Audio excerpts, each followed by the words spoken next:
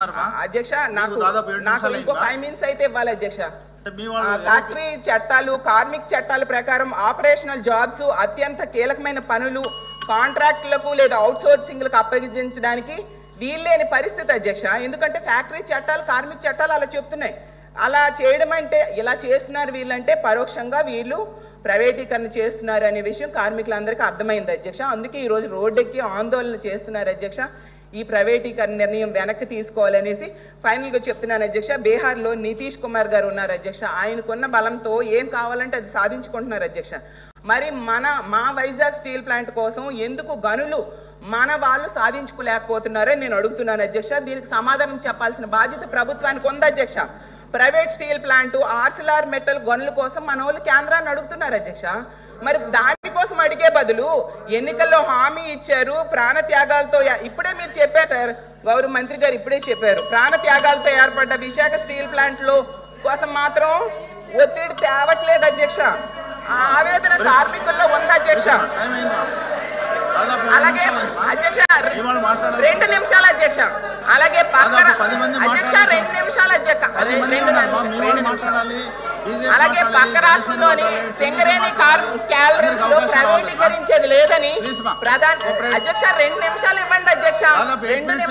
మీ వాళ్ళు ఇంకా ఉన్నారు. ప్లీజ్ ప్లీజ్ రామ్ సుబ్బారెడ్డి గారు ప్లీజ్ సార్ 8 మినిట్స్ ఇంకా మీ సభ్యులు ఉన్నారు. చాలామంది మీకు టైం తక్కువ వస్తుంది. బీజేపీ మాట్లాడాలి, జనసేన మాట్లాడాలి, టీడీపీ సభ్యులు ఉన్నారు. అందరికి అవకాశం రావాలి కదా సార్. ప్లీజ్ కోఆపరేట్ చేయాలి అమ్మా. బ్రీఫ్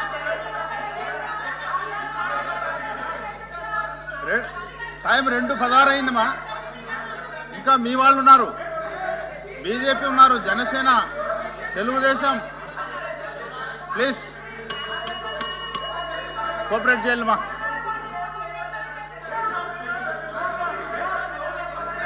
నెక్స్ట్ రామ్ సుబ్బారెడ్డి గారు ప్లీజ్ అమ్మా ప్లీజ్.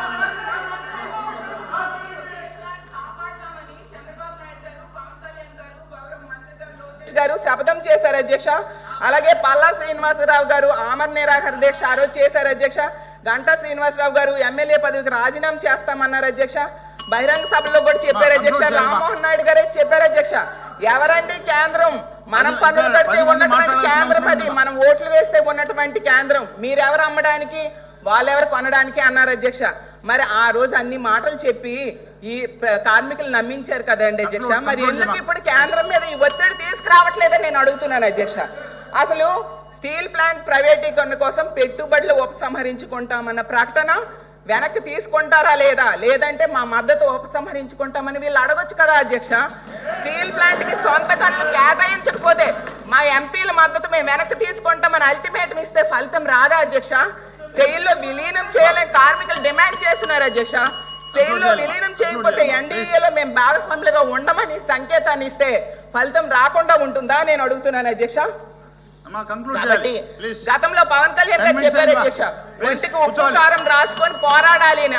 సోమిరాజు గారు సార్, సోమిరాజు గారు మీరు నెక్స్ట్ ప్లీజ్ అమ్మా. కూర్చోవాలి, 10 నిమిషాలు అయిందమ్మా. 10 నిమిషాలు ప్లీజ్.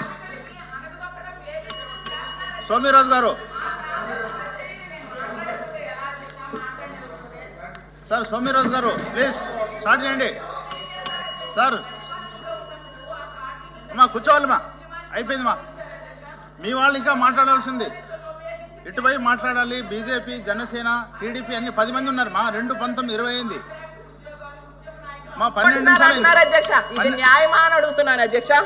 అలాగే అక్కడ ఎమ్మెల్యే గారు అంటారు జీతాలు తీసుకుంటూ పని చేయని గోస్ట్ ఎంప్లాయీస్. మంత్రి గారు అమ్మా ఒక్క నిమిషం కూర్చోమ్మా. మంత్రి గారు మాట్లాడుతున్నారు. పదే chair has given me time. Chair time ఇచ్చారు సార్. కూర్చోవాలమ్మా. మంత్రి గారు ప్లీజ్ వినండి అమ్మా, వినండి. మంత్రి గారు లేసారమ్మా ప్లీజ్ ఒక్క నిమిషం. మంత్రి గారు ప్లీజ్. అమ్మా మీరు కొన్ని పాయింట్స్ చెప్పారు, దానికి సమాధానం చెప్పాలమ్మా. లేదంటే హౌస్ తప్పుదారి పడుతుంది. మిగతా కూడా మాట్లాడతారు కదా సార్. హౌస్ తప్పుదారి పట్టేస్తున్నారు సార్. మంత్రి గారు సత్య దూరం మాటలు మాట్లాడుతున్నారు sir. I have to talk about it. కూర్చోండి ఒక్క నిమిషం. కేంద్ర మంత్రి కుమారస్వామి గారే చెప్పారు అధ్యక్ష, జగన్ గారి వల్లే స్టీల్ ప్లాంట్ ప్రైవేటీకరణ ఆగిందని. జగన్ అన్న మోడీ గారు మా వైజాగ్ వచ్చినప్పుడు సభలోనే డైరెక్ట్ గా చెప్పారు అధ్యక్ష, ప్రైవేటీకరణ వద్దు అని చెప్పి. అంత దమ్మున్న లీడర్ మా జగన్మోహన్ రెడ్డి గారు అధ్యక్ష. ఫైనల్ గా మీకు ఒకటే చెప్తున్నాను అధ్యక్ష, ఇప్పటికైనా కార్మికులతో ప్రభుత్వం మాట్లాడండి అధ్యక్ష, కేంద్రంతో ప్రకటన చేయించండి అధ్యక్ష. దయించి మా స్టీల్ ప్లాంట్ ప్రైవేటీకరణ కాకుండా కాపాడండి అధ్యక్ష. Thank you so much. మంత్రి గారు. అధ్యక్ష, ప్రైవేటీకరణ ఆగిందని మేడం గారే చెప్పారు. ఇప్పుడే స్టేట్మెంట్లో చెప్పారు ఆగిందని మేడం గారే చెప్తారు. మళ్ళీ ప్రైవేటీకరణ జరుగుతుంది అంటున్నారు. అమ్మ మీకు క్లారిటీ ఉందా అసలు ఏం జరుగుతుందో? Sir, we are in the house, every word matters sir. She has పెడ్ ఆగిందన్నారు, రికార్డ్ చెప్తుందంటే సభ వాయిదా వేద్దాం, చైర్ అనుమతితో సభ వాయిదా వేసి చెక్ చేద్దాం. ఆగిందన్నారు. మీరు ఫాలో అయినట్లేదు సార్, మేము అందరం ఫాలో అవుతున్నాం సార్, మాకు ఫాలో అవుతున్నాం మేము. మేడం గారు అన్నింది ఆగింది, వాళ్ళేదో వాళ్ళ నాయకుడు వల్ల ఆగింది అని కుమారస్వామి గారు స్టేట్మెంట్ ఇచ్చారని మేడం గారే అన్నారు. ఆగిందని అన్నారు కదా, మళ్ళీ ఎందుకు ఊకే ఇక్కడ వచ్చి గలబా చేస్తారు? నంబర్ 1. నంబర్ 2, మేడం గారు, నంబర్ 2, ఫస్ట్ ఆఫ్ ఆల్ నేనేం చెప్పానండి, మీరు కొంచెం ఫాలో అవ్వాలి సబ్జెక్ట్, ప్లీజ్ అండర్స్టాండ్.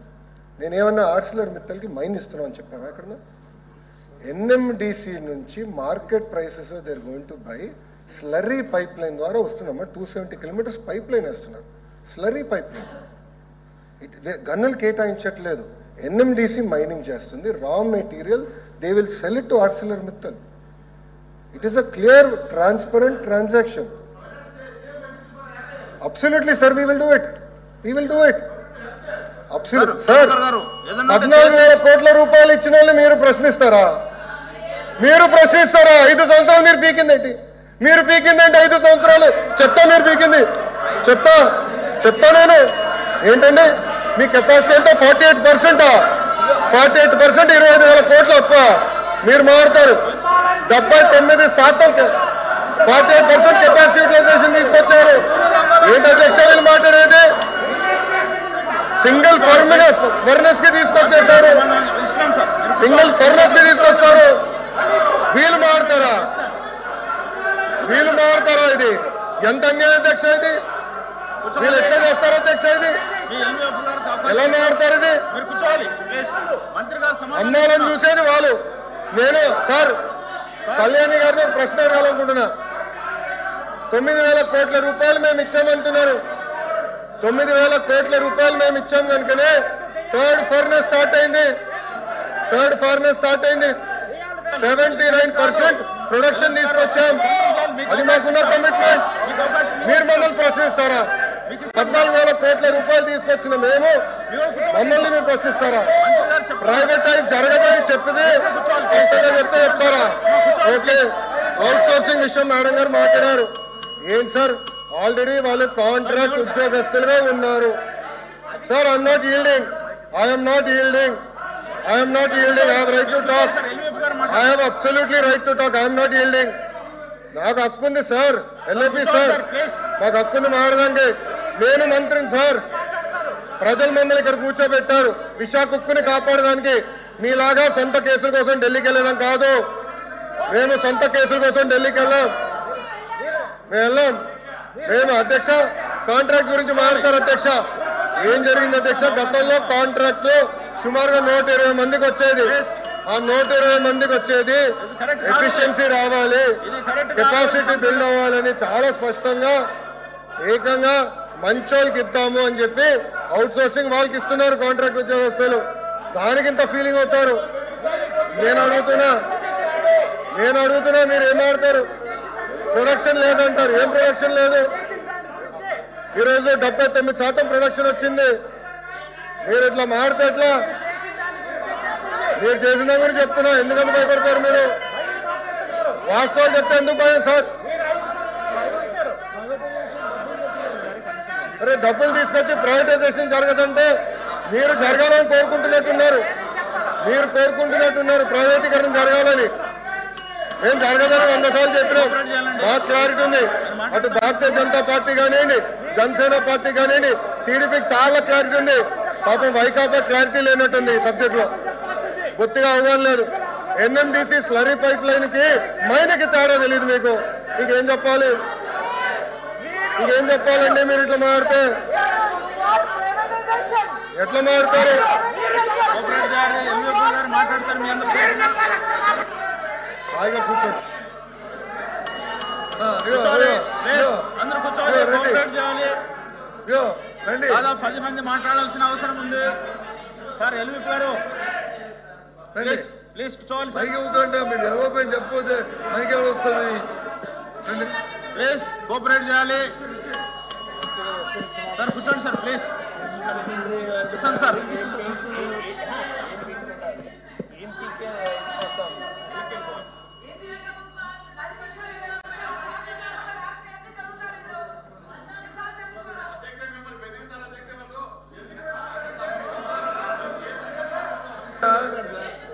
అధ్యక్ష ఎల్విప్ గారు దయచేసి కూర్చోబెట్టండి. ఫస్ట్ కూర్చోమని చెప్పండి ప్లీజ్. కోఆపరేట్ చేయాలి సార్. సార్ మీరు కూడా కూర్చోండి సార్ ప్లీజ్. అధ్యక్ష,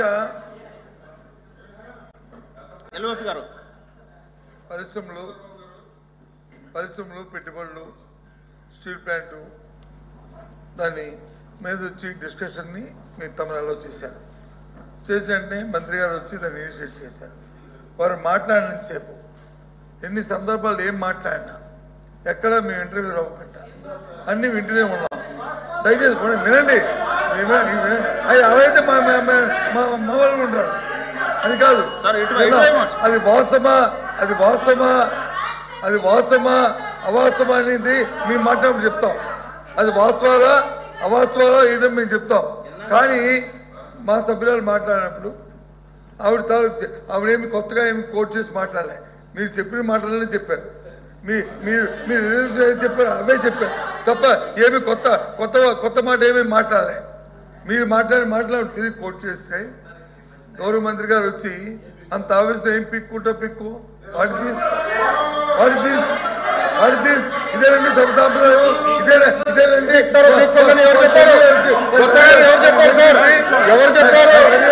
ఎవరు చెప్పారు? ఏం పీకారని చెప్పా. 5 సంవత్సరాలు మీరు ఏం తీసుకొచ్చారో అడిగా. ఎందుకంటే మాట్లాడతారు? మీరు లేరు, బయట ఉన్నారు. ఇప్పుడు వచ్చారు హౌస్లోకి. ఇప్పుడు వచ్చి మీరు మాట్లాడతారు. హౌస్లో లేరు, టీవీలో చూస్తున్నారేమో. ఎట్లా మాట్లాడతారు సార్ మీరు?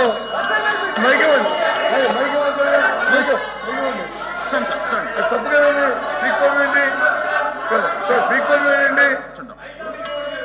పీక్కోలు వేయండి. ఆ వర్డ్ విత్డ్రా చేయమండి. హౌస్ సమాధానం చెప్పండి. మీరు వింటున్నారు కదా? పీక్కోలు వేయండి. ఎంత గౌరవంగా ఉండాలి. మేము ఎవరైనా ఒక్క మాట్లాడామా? ఒక్క పరుసు మాట్లాడామా? ఏమైనా అమ్మాయి చెప్తుంది కోఆపరేట్ చేయాలి.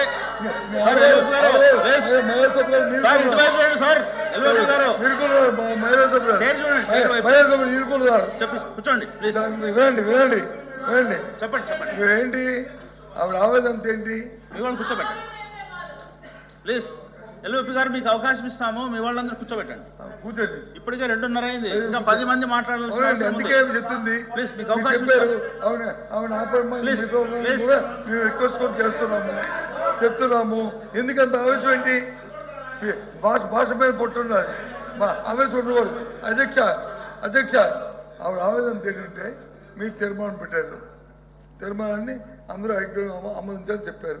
ఎస్, ఆ తీర్మానంలో ఒక మాట ఉంటే ఆవిడంత ఆవేదన చెందేది కాదు. ఏది? ఆ డిస్ట్రిబ్యూషన్ని ఏదైతే పెట్టారో దాన్ని తొలగిస్తున్నాం పూర్తిగా అనే మాట ఉంటే ఆ మాట లేదు. ఆ మాట ఉందో చెప్పండి. ఆ తీర్మానంలో ఆ మాట ఉందో చెప్పండి. ఆ మాట ఏముంది? అందుకని దయచేసి ఇప్పటికైనా ఇంకా మీరు మాట్లాడేది మళ్ళీ మేము మాట్లాడాలని మేము చెప్పే ఈ రాష్ట్రంలో ఏ ప్రయోజనం చెప్తాము. ఒక నిమిషం చెప్పండి.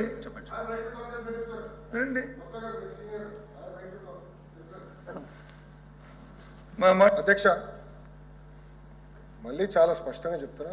విశాఖ స్టీల్ ప్లాంట్ మాకు ఎమోషన్ అధ్యక్ష. సారీ బట్ మాకు ఎమోషన్ అధ్యక్ష. It is personal for me. Visakha steel plant అనేది మాకు పర్సనల్ అధ్యక్ష. చాలా స్పష్టంగా సుమారుగా 13,000 కోట్ల రూపాయలు 14,000 కోట్ల రూపాయలు మేము తీసుకొచ్చి ఇంజెక్ట్ చేసింది ఏంటి అధ్యక్ష? ప్రైవేటీకరణ జరగకుండా. అది సింపుల్ లాజిక్. నంబర్ 1. నంబర్ 2, నేనే స్టేట్మెంట్ ఇచ్చా, ప్రైవేటీకరణ జరగదు అని స్టేట్మెంట్ ఇచ్చాను. గౌరవ సభలో ఇచ్చాను sir. In the floor of the council I made a statement on behalf of Andhra Pradesh government. ఎట్లా సార్ ఇది? ఇప్పుడు నేను అడగదలుచుకున్నా, మీరు ఈ రెజల్యూషన్ కి మీరు ఒప్పుకుంటున్నారా లేదా? మీరు చెప్పండి, ఈ రెజల్యూషన్ మీరు తీర్మానానికి ఒప్పుకుంటున్నారా లేదా? మీరు సూటిగా చెప్పండి సార్. ఎల్ఓపి గారు. సార్, మేము మాట్లాడినప్పుడు మా పార్టీ తాలూకా అభిప్రాయాన్ని మా రెజల్యూషన్ కూడా పెట్టాము. ఆ పెట్టిన పూర్తి వివరాలని చెప్తాము. దయచేసి ఇప్పుడు డిస్కషన్ ఏంటంటే, జరుగుతున్న చర్చ ఏంటంటే, ఏదైతే మంత్రి గారు ఆవేశంగా ఏ సందర్భంలో కానీ ఆ పీక్కుంటారనే మాట రికార్డులో తొలగించాలి. ఆయన గారు చెడ్డపేరు ఆయన జీవితంలో మచ్చ లేచి ఓందాగా చెప్తే ఆయన తాలూకు అమలతను నిలబడతారు. లేకపోతే ఆయన జీవితంలో మచ్చ ప్రజలు తెలుస్తారు. రేపు మాకు అభ్యంతరం. కానీ ఇలాంటి పరుష పదాలు మహిళా సభ్యుల మీద అలాంటి పరుష పదాలని వాడటం అనేది సమంజసం కాదు. అది సభా సంప్రదాయం కాదు. చెప్పండి మంత్రి గారు. బొత్స గారు, మీరు మంత్రిగా ఉన్నప్పుడు శాసనసభ సాక్షిగా మా అమ్మని అవమానించినప్పుడు మీరు ఏం చేశారు సార్? మా తల్లిని అవమానించినప్పుడు ఏం చేశారు అంటున్నా? మీరు మారుతారా? మహిళల గురించి మీరు మారుతారా? నేను కళ్యాణి గారు అన్నాను. నాకు మహిళలు గౌరవిస్తాను మా అమ్మ నాకు నేర్పించింది సార్. మీ నాయకుడు నేర్పించలేదేమో, నాకు నేర్పించారు. మహిళలు ఎట్లా గౌరవించాలో నాకు తెలుసు సార్. శాసనసభ సాక్షిగా మా తల్లిని అవమానించారు. కావాలంటే video will play it now. Audio ఉంది దాంట్లో క్లియర్ గా. ఒక తల్లి ఆవేదన బాధ నాకు తెలుసు సార్. నేను చూసా. 3 నెలలు పట్టింది మా తల్లి రికవర్ అయ్యేదానికి. You please don't lecture me on respecting women. నేను కళ్యాణి గారు అన్నాను. కానీ రికార్డులు లేని మేడం గారు అన్నా. ఏకవచనంతో ఏనాడు నేను మాట్లాడలేదు సార్. నాకు చిత్తశుద్ధి ఉంది సార్. వినండి సార్, మీకు ఓపిక లేకపోతే బయటకు వెళ్ళండి. I no problem. Please listen. మీ తల్లిని అవమానిస్తే మీరు ఇట్లా మారుతారా? మీ భార్యను అవమానిస్తే మీరు ఇట్లనే మారుతారా? మీరు మాకు లెక్చర్లు ఇస్తారా? నేను మేడం గారు అన్నాను, కళ్యాణి గారు అన్నాను. సార్ ఏమన్నారు? మేడం గారు అన్నాను. నేను మేడం గారిని ఏనాడు అనలేదు. మహిళ అంటే నాకు గౌరవం సార్. ఆయన పార్లమెంట్ రెస్పెక్ట్ ఉంది. అరే మీకేం తెలుసా? అట్లా మారుతా లూజ్గా ఏం మారుతున్నారో తెలుసా మీకు? ఒక తల్లిని అవమానిస్తే ఎంత బాధపడుతుందో మీకు తెలుసా? నేను చూశాను 3 నెలలు 100 రోజుల బాధ నేను చూశాను. మీరు చూసారా? ఒక మహిళ అవమానిస్తే, శాసనసభ సాక్షి అవమానిస్తే ఎంత కుమిలిపోయిందో నేను చూశాను. మీరున్నారా? మాధవచ్చు మీ తల్లి గురించి మారమంటారా ఈరోజు? ఇదే మీకు నేర్పించింది మీ ఇంట్లో. ఈ రోజు కూడా మీ కార్యకర్తలు ఏం చేస్తున్నారండి? మా మహిళలు వ్యతిరేకంగా పోస్టులు పెడతారా? మా మహిళలకి ఇచ్చి వచ్చే విధంగా పోస్ట్ పెడతారా? పొరపాటున మా ఒక్క కార్యకర్త భారతిరెడ్డి గారి వ్యతిరేకంగా పోస్ట్ పెడితే జైలుకు పంపించిన ఘనత తెలుగుదేశం పార్టీది. అది మాకున్న చిత్తశుద్ధి. మీలో కాదు. మహిళలు తిడితే ఆనందపడితే వ్యక్తులు మేము కానే కాదు. ఆ రోజు మంత్రిగా ఉన్నాడు ఈయన. నుంచిన ఆ రోజు చెప్పాల్సి సార్. వీడియో నా దగ్గర ఉంది. I'm ready. డిబేట్ చేద్దాం. అరే చైర్మన్ గారి టేబుల్ పైకి వెళ్ళారు సార్. మీరు మారుతారు. ఇదే టేబుల్ మీద నుంచున్నారు ఒక మంత్రి